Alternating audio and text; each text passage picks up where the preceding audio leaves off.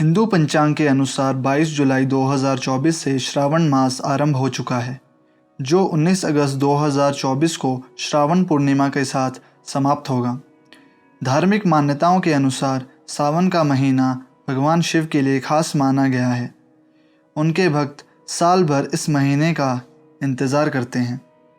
धार्मिक मत ये भी है कि इस महीने में भोलेनाथ की पूजा करने से सभी परेशानियां दूर हो जाती हैं और साथ ही उत्तम फलों की प्राप्ति होती है। नमस्कार दोस्तों, स्वागत है आपका हमारे चैनल बुक लवर्स हिंदी पर।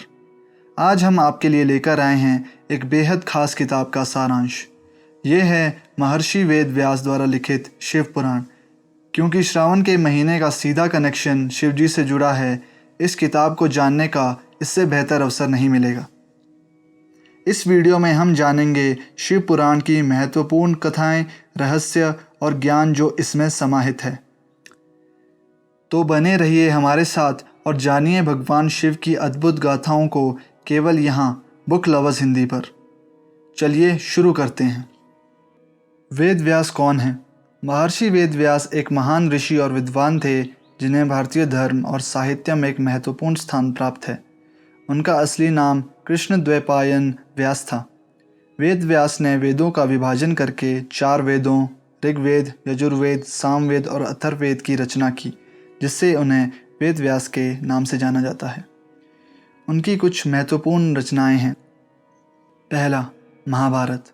ये एक महाकाव्य है जिसमें कौरवों और पांडवों के बीच के युद्ध और कई महत्वपूर्ण शिक्षाओं का वर्णन है। महाभारत में भगवद गीता भी सम्मिलित है। दूसरा, पुराण। वेद व्यास ने 18 पुराणों की रचना की, जिनमें शिव पुराण, विष्णु पुराण, भागवत पुराण आदि शामिल हैं। तीसरा, ब्रह्मसूत्र। ये वेदांत दर्शन का एक महत्वपूर्ण ग्रंथ है। वेद व्यास को भारतीय साहित्य और संस्कृति में उनके योगदान के लिए अत्यंत आदर और सम्मान प्राप्त है। उनकी रचनाएं आज भी भारतीय धर्म, दर्शन और इतिहास के अध्ययन के लिए महत्वपूर्ण मानी जाती हैं। शिव पुराण क्या है? शिव पुराण हिंदू धर्म के 18 प्रमुख पुराणों में से एक है। ये पुराण भगवान शिव की महिमा, उनकी लीलाओं, उपदेशों और विभिन्न कथाओं का वर्णन करता है। शिव पुराण की रचना महर्षि वेद व्यास ने की थी और ये शिव भक्तों के लिए एक अत्यंत महत्वपूर्ण धार्मिक ग्रंथ है। शिव पुराण में प्रमुखतः निम्नलिखित विषयों पर वर्णन मिलता है। पहला, शिव पुराण में भगवान शिव की उत्पत्ति, उनके विभिन्न रूपों और उनकी महिमा का विस्तृत वर्णन है। भगवान शिव की विभिन्न लीलाओं और कथाओं का वर्णन किया गया है, जैसे कि सती और पार्वती की कथा, शिव और विष्णु की मित्रता और अंधकासुर वध। शिव पुराण में भगवान शिव की पूजा, विधि, अनुष्ठान, व्रत और उत्सवों का विस्तृत वर्णन है। इसमें भगवान शिव के तात्विक स्वरूप और उनके महत्व का वर्णन किया गया है, जिसमें उनके अद्वैत स्वरूप, शक्ति और अनुग्रह के बारे में बताया गया है। शिव पुराण में आत्मा, ब्रह्मा, माया और मोक्ष के विषयों पर भी गहन चर्चा की गई है। ये भक्तों को आत्म साक्षात्कार और ईश्वर प्राप्ति के मार्ग पर चलने की प्रेरणा देता है। शिव पुराण का पठन और श्रवण करने से भक्तों को भगवान शिव की कृपा प्राप्त होती है और उनके जीवन में सुख, शांति और समृद्धि आती है। इस ग्रंथ का अध्ययन करने से व्यक्ति के जीवन में आध्यात्मिक विकास होता है और उसे मोक्ष प्राप्ति का मार्ग मिलता है। शिव पुराण का उद्देश्य क्या है?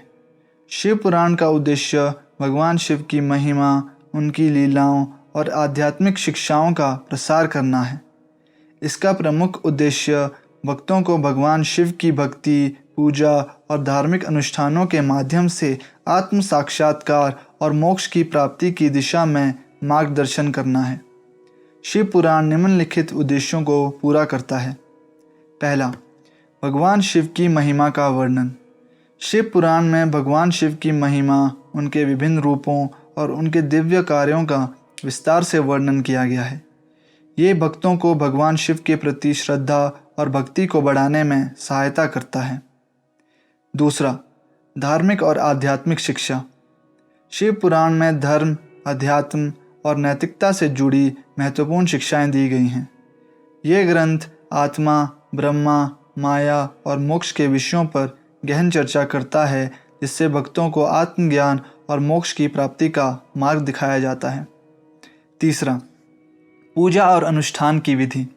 शिव पुराण में भगवान शिव की पूजा, व्रत और अनुष्ठानों की विधियाँ विस्तार से बताई गई हैं। ये भक्तों को सही ढंग से पूजा करने और धार्मिक अनुष्ठानों को संपन्न करने का मार्गदर्शन प्रदान करता है। चौथा, शिव की कथाएं और लीलाएं। शिव पुराण में भगवान शिव की अनेक कथाएं और लीलाएं संकलित हैं, जो भक्तों को प्रेरित करती हैं और उन्हें जीवन में सही मार्ग पर चलने के लिए प्रेरित करती हैं। पांचवा, भक्तों के लिए प्रेरणा स्रोत। शिव पुराण में भगवान शिव के भक्तों की कथाएं और उनकी भक्ति की कहानियां हैं, जो अन्य भक्तों को भी प्रोत्साहित करती हैं और उन्हें भगवान शिव की भक्ति में लीन रहने के लिए प्रेरित करती हैं। छठा, समाज में सदाचार और नैतिकता का प्रसार। शिव पुराण समाज में सदाचार, नैतिकता और धार्मिकता का प्रसार करता है। ये लोगों को सही और गलत का भेद समझने और नैतिक जीवन जीने की प्रेरणा देता है।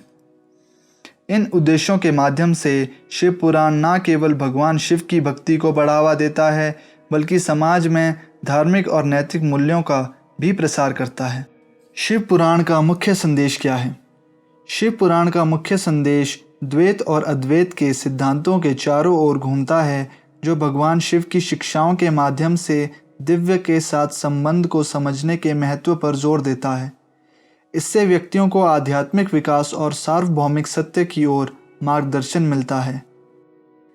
ये हिंदू दर्शन के सार को संक्षिप्त करता है और भक्तों को उन प्रथाओं में इमर्स होने के लिए प्रेरित करता है, जो मुक्ति और जीवन के नैतिक और नैतिक आयामों को गहरी समझ की ओर ले जाती हैं। ये पवित्र ग्रंथ कर्म, कारण और प्रभाव का नियम, धर्म, व्यक्तिगत आचार व्यवहार को नियंत्रित करने वाले नैतिक आदेश के बीच जटिल संतुलन में गहराई से उतरता है। अच्छे और बुरे की प्रकृति का पता लगाते हुए पाठकों को उनके कार्यों और उनसे उत्पन्न होने वाले परिणामों पर विचार करने के लिए प्रेरित किया जाता है। पुराण आगे ये दर्शाता है कि नियमित पूजा और ध्यान के माध्यम से मनुष्य एक सचेत जागरूकता विकसित कर सकता है, जो आंतरिक शांति और स्पष्टता को बढ़ावा देती है और ज्ञान की ओर ले जाती है। अंततः ये दार्शनिकताएं अस्तित्व के अस्थायी और शाश्वत दोनों पहलुओं को पहचानने की आवश्यकता को रेखांकित करती हैं, जो साधकों को ब्रह्मांड के साथ एक सामंजस्यपूर्ण अलाइनमेंट की ओर मार्गदर्शित करती हैं। भगवान शिव कौन है?